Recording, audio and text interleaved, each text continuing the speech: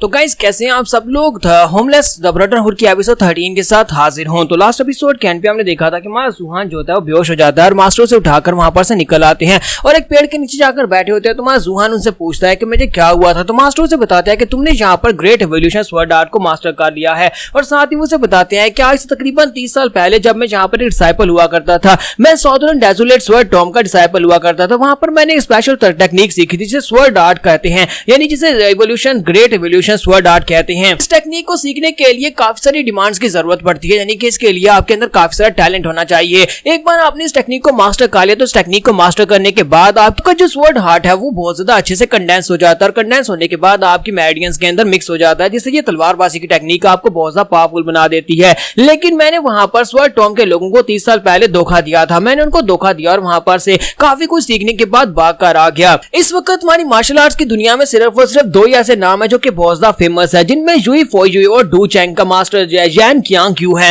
वो दोनों यहाँ पर काफी ज्यादा फेमस है, लेकिन अभी तक यहाँ पर लोग तीसरे बारे में नहीं जानते, जो कि तीसरा बंदा है जिसके बारे में सभी लोग नहीं जानते। सभी लोगों को सिर्फ इतना ही पता है कि इस वक्त हमारे वर्ल्ड में सबसे ज्यादा स्ट्रॉन्गेस्ट यही 2 लोग हैं, लेकिन असल में इन दोनों से भी ज्यादा स्ट्रॉन्गेस्ट एक और बंदा है जो कि सॉदर्न डेजोलेट स्वर्ड टॉम से था और उसका नाम मो गुइलियू था। मो गुइलियू जो है वो बहुत ज्यादा पावरफुल इंसान है, वो इन दोनों से ज्यादा स्ट्रॉन्ग है। तुम्हारा सुहान उनसे कहता है क्या वाकई में यहाँ पर इस तरह का भी कोई बंदा है? तो वो उसे कहता है कि हाँ इस तरह का बंदा है, लेकिन वो एक नहीं है बल्कि वो 3 हैं। उनमें से एक मेरा सीनियर ब्रदर मो चेंजी था और दूसरे का नाम ब्रदर गु मिंग जैंग था और तीसरे का नाम जैसे वो बताने लगते हैं तो हमारा सुहान उनसे कहता है कि मुझे लगता है कि वो तीसरे आप होंगे। तो मास्टर कैंगाई उसे कहता है कि नहीं बच्चे, वो तीसरा मैं नहीं था। और इसी के साथ ही सुहान कहता है कि प्लीज मास्टर फिलहाल के लिए इन बातों को छोड़े, मैं यहाँ पर आपको थैंक यू बोला तो भूल ही गया था। आपने यहाँ पर मुझे एक स्पेशल टेक्निक दी है जिसकी वजह से मैं यहाँ पर अब पहले से ज्यादा स्ट्रॉन्ग हो पाया हूँ। तो मास्टर उसे कहता है कि तुम्हें यहाँ पर मेरे सामने सर झुकाने की जरूरत नहीं और ना ही यहाँ पर मेरे सामने मुझे थैंक यू बोलने की जरूरत है। तुमने यहाँ पर ग्रेट एवोल्यूशन स्वर्ड आर्ट को मास्टर तो कर लिया है, लेकिन उसके लिए उसे एक्टिवेट करने के लिए तुम्हें इंटरनल फोर्स की जरूरत है जो कि तुम्हारे पास बिल्कुल भी नहीं है।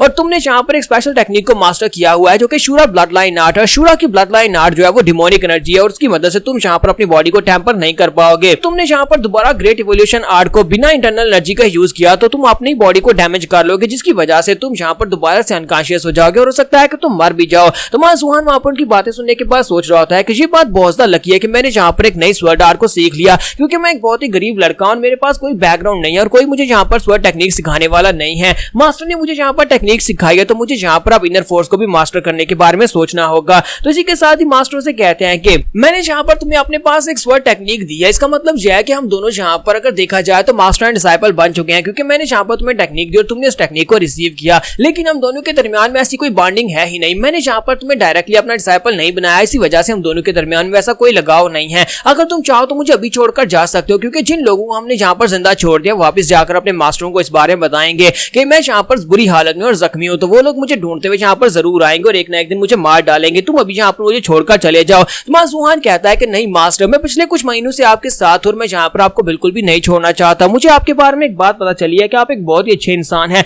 और आप यहाँ पर मेरे मास्टर बनने के लिए बिल्कुल लायक हैं और मैं यहाँ पर आपको धोखा देकर तो बिल्कुल भी नहीं जाऊंगा कि आपको मरने के लिए यहाँ पर छोड़कर चला जाऊं। अब यहाँ पर मेरे साथ जो कुछ भी होगा मैं यहाँ पर उसको फेस करने को तैयार हूँ। मेरी जिंदगी का सिर्फ और सिर्फ एक ही मकसद है कि मुझे अपने मास्टर को सर्व करना होगा और साथ ही दूसरा मकसद यह है कि मुझे यहाँ पर शूरा क्लैन को बर्बाद करना है। मास्टरों से कहते हैं कि लड़के क्या तुम्हें पता है कि इस वक्त मैं कौन सी जगह के पर जाने वाला हूँ? तुम्हारा सुहान उनसे कहता है कि नहीं मास्टर, मुझे नहीं पता कि आप कहाँ पर जाने वाले हैं। तो वो उसे कहते हैं कि मैं जूजू दायन माउंटेन्स की तरफ जा रहा हूँ जहाँ पर एक बहुत ही गहरी खाई है, यानी कि वो एक आइसलैंड की तरफ जा रहा है जहाँ पर एक बहुत ही गहरी खाई और फॉरबिडन एरिया है। तुम्हारा सुहान कहता है लेकिन मास्टर हम लोग उस तरफ क्यों जा रहे हैं? तो वो उसे कहता है कि मेरे साथ चलते रहो, वहां पर जाने के बाद मैं सारी बात बताऊंगा। और इसी के साथ ही नेक्स्ट सीन जो होता है हमें वहां के सिटी का दिखाया जाता है। वो कूचिंग सिटी में पहुंच जाते हैं जहां पर बर्फ पड़ती है, तो वहां पर बर्फ पड़ी होती है और वहीं पर एक होटल के अंदर का सीन दिखाते हैं जहां पर एक बुढ़ा मास्टर बैठा किसी का इंतजार कर रहा होता है। वेटर उसे कहता है कि सर पिछले 1 महीने से आप यहीं पर रह रहे हैं और हमेशा सुबह के वक्त आप यहाँ पर आकर बैठ जाते हैं और उस बंदे का इंतजार करते हैं जिसके आने का आप इंतजार कर रहे हैं, लेकिन कोई यहाँ पर आपसे मिलने के लिए आता क्यों नहीं है? क्या आप बताएंगे आप यहाँ पर किसका इंतजार कर रहे हैं? तो मास्टर उसे कहते हैं नहीं बस ऑर्डर लो, जाओ यहाँ से।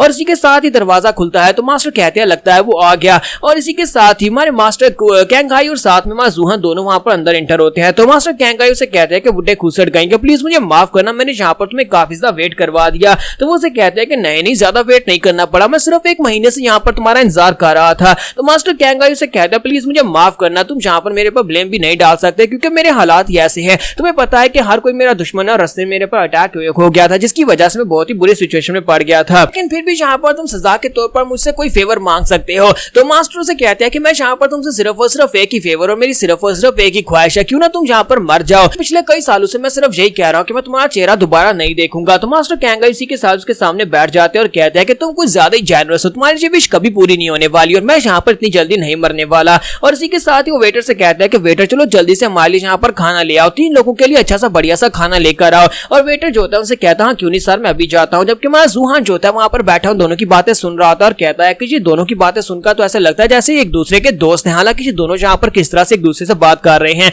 और साथ ही जूहान जो होता है वहां पर मास्टर के सामने अपना सर झुकाता और कहता है सर मेरा नाम जूहान है सीनियर, मैं यहाँ पर आपको ग्रीट करता हूँ। तो सीनियर उसे कहते हैं कि हाँ क्यों नहीं बेटा, जल्दी से बैठ जाओ। और साथ ही वो सोच रहे होते हैं कि इस लड़के का पोस्टर काफी ज्यादा अच्छा है, यानी कि इसके मैनर्स भी काफी ज्यादा अच्छे हैं। और दूसरी तरफ से मास्टर कैंगाई सोच रहे होते हैं कि बेवकूफ लड़का यहाँ पर मेरा डिसाइपल और इस बुड्ढे के सामने अपना सर क्यों झुका रहा है। तो इसी के साथ ही मास्टर कैंगाई से पूछते हैं कि बताओ कि तुम यहाँ पर इस लड़के को मेरे पास क्यों लेकर आए हो। तो मास्टर कैंगाई उसे कहते हैं कि मैं चाहता हूँ कि तुम इस लड़के की बॉडी के साथ एक आर्म जोड़ कर दो। इस लड़के की बाजू एक फाइट के दौरान कट गई थी, इसी वजह से मैं चाहता हूँ कि तुम इसकी नई बाजू लगा कर दो। तो ये बात सुनने के बाद जूहान बहुत ज्यादा हैरान होता है, कहता है क्या कटा हुआ बाजू दोबारा से लगाया जा सकता है। तो मास्टर कैंगाई उसे कहता है कि दूसरे लोगों के लिए ये इम्पॉसिबल है, लेकिन इस मास्टर के लिए जो यहाँ पर तुम्हारे सामने बैठा है इसके लिए कुछ भी इम्पॉसिबल नहीं है। ये तुम्हें यहाँ पर एक नई बाजू दे सकता है और वो पहले से ज्यादा बेहतर होने वाली है, क्योंकि ये बंदा जो तुम्हारे सामने बैठा हुआ है ये टियांस मैंशन का हेड मास्टर है।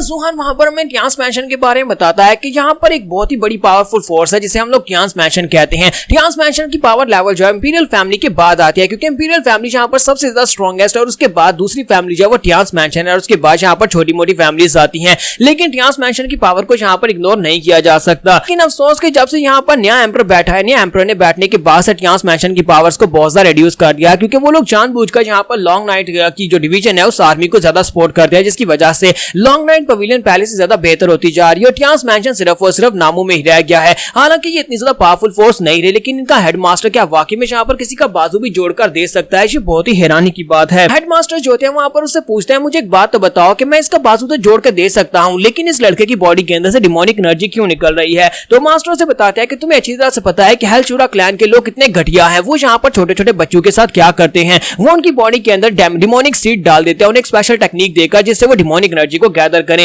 ये लड़का बेचारा भी उनकी वजह से शिकार हुआ है, इसको भी उन लोगों ने किडनैप कर लिया था। तो ग्रैंड मास्टर से कहते हैं कि ये तो बहुत ज्यादा मुश्किल हो जाएगा, मैं यहाँ पर इसको नया बाजू तो दे दूंगा और वो बाजू काम भी करेगा, लेकिन इसके दोनों बाजू होने के बावजूद भी ये लड़का यहाँ पर नई टेक्निक को मास्टर नहीं कर पाएगा, कि बॉडी के अंदर डिमोनिक एनर्जी का सीड है और उस डिमोनिक एनर्जी की वजह से ये कोई भी टेक्निक को बेहतर से परफॉर्म नहीं कर सकता और नया बाजू लगने के बाद तो बिल्कुल भी नहीं कर पाएगा। तो मास्टर से कहते हैं कि इसी वजह से तुम्हें यहाँ पर डायम माउंटेन की तरफ जा रहा हूँ, तुम्हें पता है कि वहां पर क्या है। तो ये बात सुनने के बाद ग्रैंड मास्टर हैरान होकर उसे कहते हैं कहीं ऐसा तो नहीं है कि तुम वहां पर उसका बाजू लेकर आने वाले हो। तो ग्रैंड मास्टर से कहते हैं कि हाँ मैं वहां पर जाकर उसी का बाजू लेकर आने वाला हूँ। पिछले कई सालों से यहाँ पर मेरा सेकंड ब्रदर जो है, सीनियर ब्रदर, वहां पर उस माउंटेन की गार्डिंग कर रहा था, लेकिन 30 साल पहले मैंने उन लोगों को धोखा दे दिया था और उन लोगों को धोखा देकर वहां पर से भाग आया था। लेकिन मुझे लगता है कि फाइनली मेरा वहां पर जाकर फर्ज पूरा करने का वक्त आ चुका है। तो यहाँ पर हम लोग अपनी एपिसोड 13 का एंड करेंगे। नेक्स्ट एपिसोड में देखेंगे उस माउंटेन के ऊपर ऐसा कौन है जिसका बाजू काटकर हमारे मास्टर कैंगाई जो है वो हमारे जूहान को देना चाहते हैं। तो यहाँ पर हम लोग अपनी एपिसोड 13 का एंड करेंगे।